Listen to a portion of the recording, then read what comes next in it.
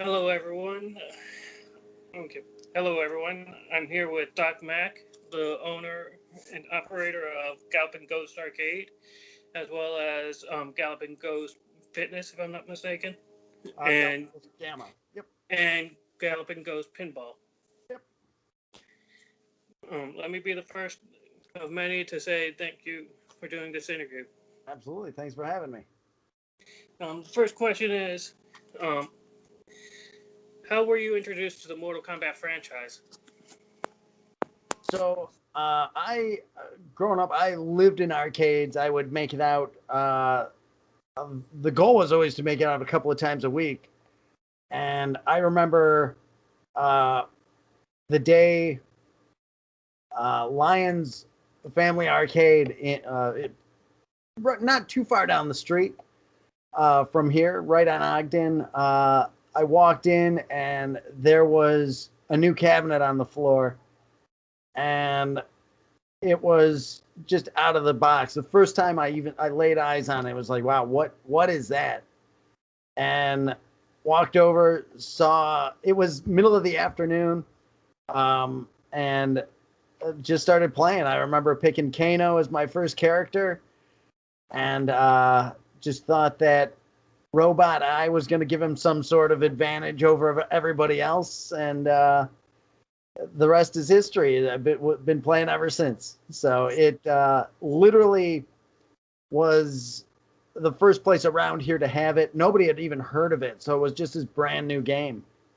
Yeah, and if I remember correctly, if you play as Kano and you get really close to the opponent, you could headbutt him and hear that clang. Absolutely.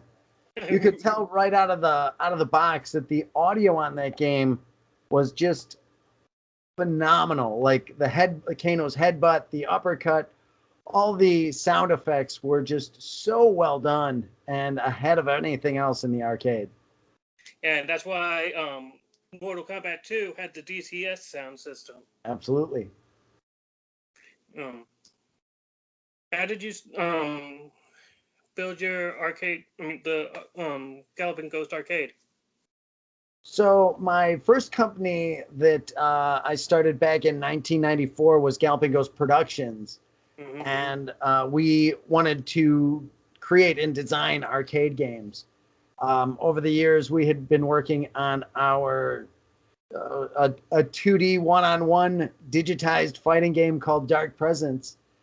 And along the way, we had started working with a company called Arcade, which helped track where arcades were.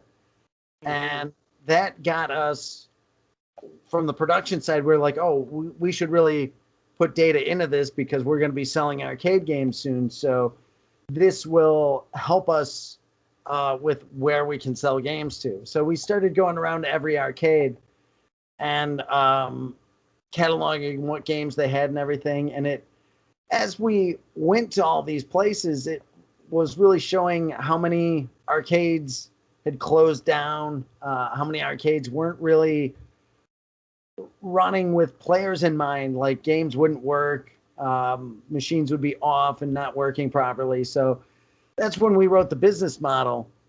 And it wasn't until 2010, everything just lined up. And we just opened the arcade. It was not really,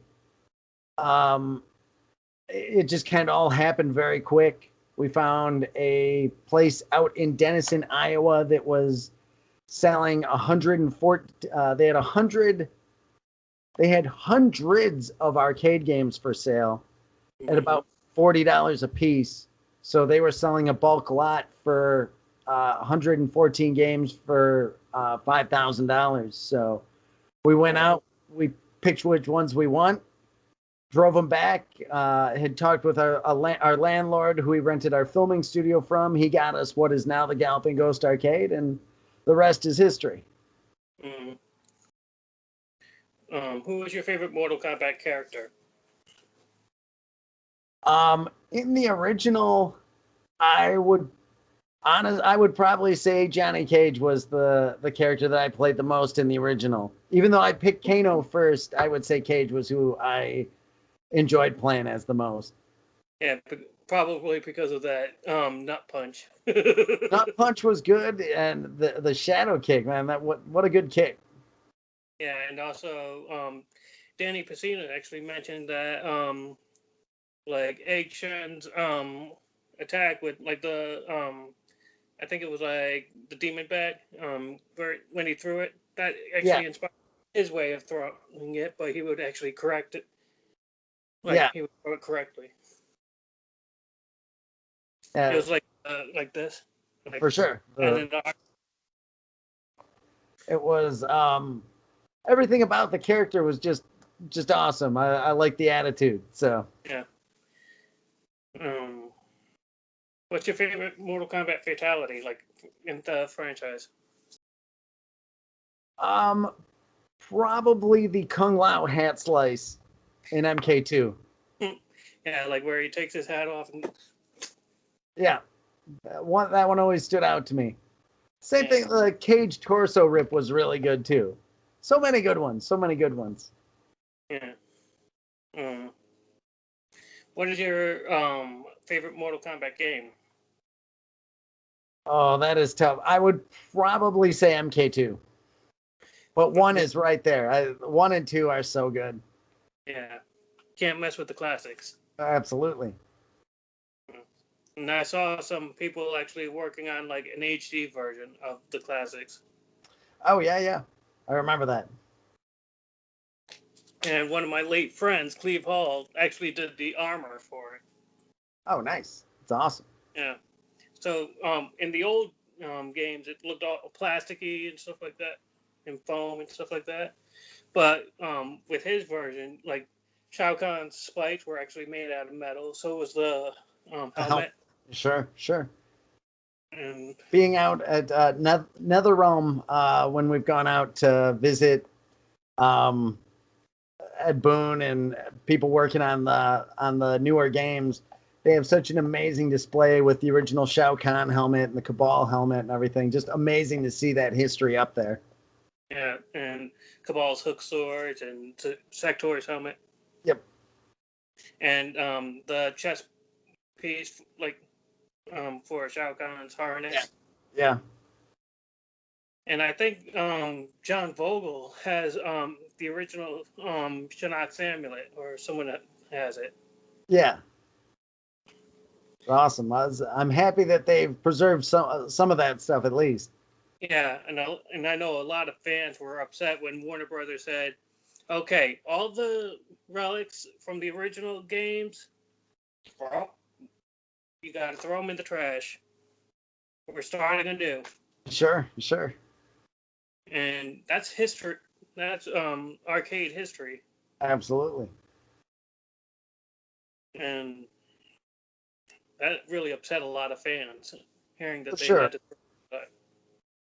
It's I understand how it happens though. It's space is always a commodity, and a lot of the industry, like I notice here at our production company, it's like we'll look around and it's like, oh, we never finish this project. I'll just get rid of it, and it's not it's not uh, it's just a matter of being so close to it. Like they don't think that like our old flyers and our old failed cabinet designs. It's like you'd rather have the space than to hold on to it and store it and keep moving it. And Yeah, it the preservation side of it doesn't really come into play.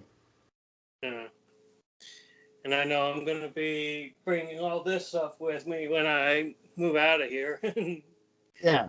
move into my house with my fiance, who's also a Mortal Kombat fan. Oh, it's awesome. And she said, "Yeah, we're gonna take one room in the entire house and dedicate it to nothing but Mortal Kombat. Like Very, half Mortal Kombat, half Star Wars." very cool. I said, "How about a third MCU, third Mortal Kombat, and a third Star Wars?" And Star she Wars. said, Yeah. "That's even better." There you go. What is your least favorite Mortal Kombat fatality?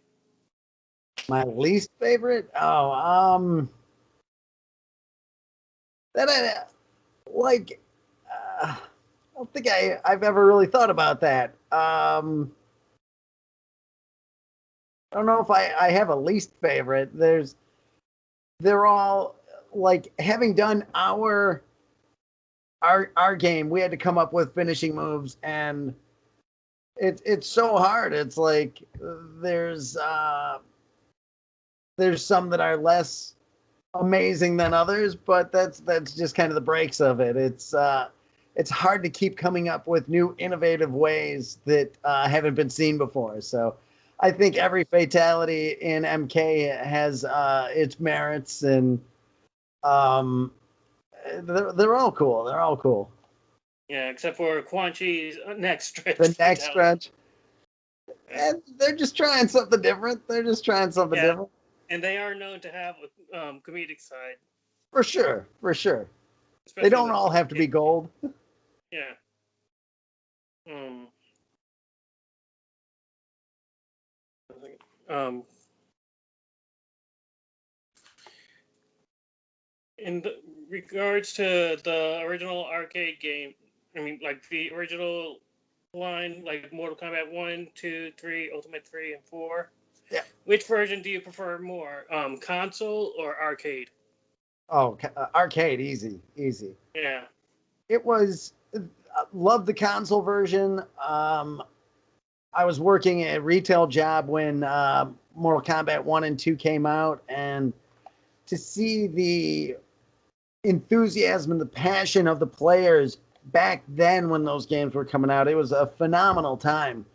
And it was that thing that kind of took Mortal Kombat up a notch. It putting it in the hands of everybody, and everybody had it at home, and people looking for all the anything hidden in the game. It was just an incredible thing. But for me, I totally dig the arcade ones Yeah, like the blood code for the Genesis version, for sure. and I think it was also on there was also a blood code on the Game Gear version. Yeah, there's Only instead of it being A, B, and C, it would be 1 and 2. yeah. I used to have a Game Gear, but someone stole it. Oh, sorry to hear. I had 3 games for it: Yeah, Cliffhanger, Jurassic Park, and Mortal Kombat 2. nice, nice. Yeah, but these are just some of the handheld versions of Mortal Kombat that I have, like Mortal Kombat 1, 2, Mortal Kombat 3, Ultimate Mortal Kombat. I also have Mortal Kombat Unchained somewhere over here. And I also have Mortal Kombat 4 Advance and Tournament Edition and Deadly Alliance for the Game Boy Advance. Nice, nice. Yeah. Let's see here. If Mortal Kombat was real and you could travel to any of the realms, which one would you choose?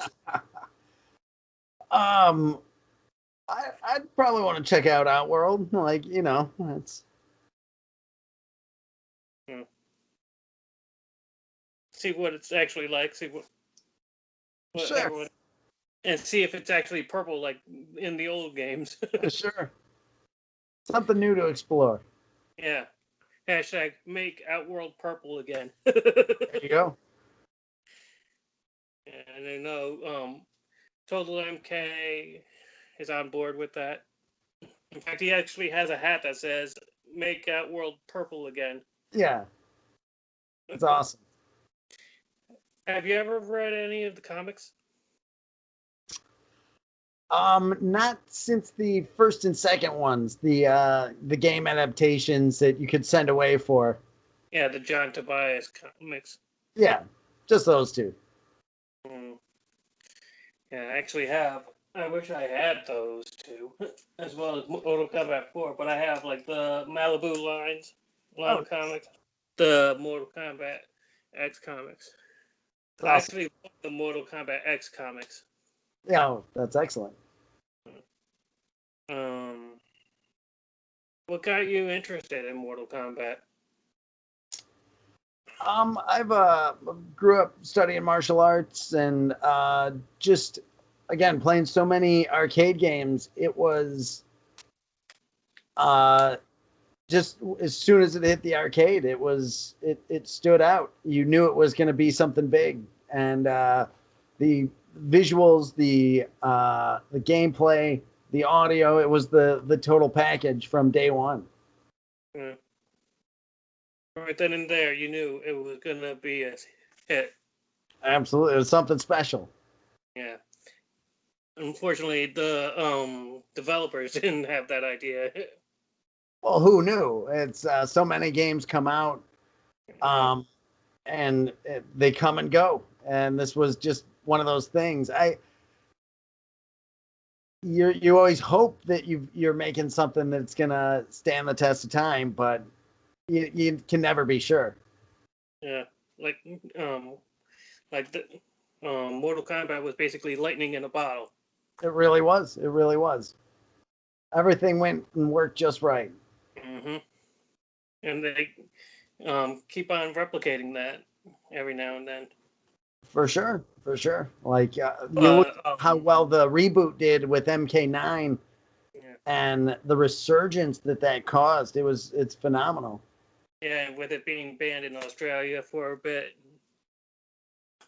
because of the degree of realism, and I heard that it's also banned in Japan because of Yeah,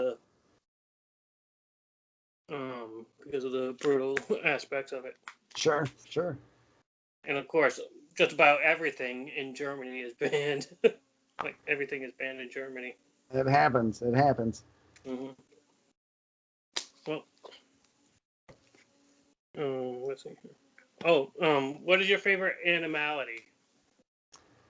Oh, my favorite animality.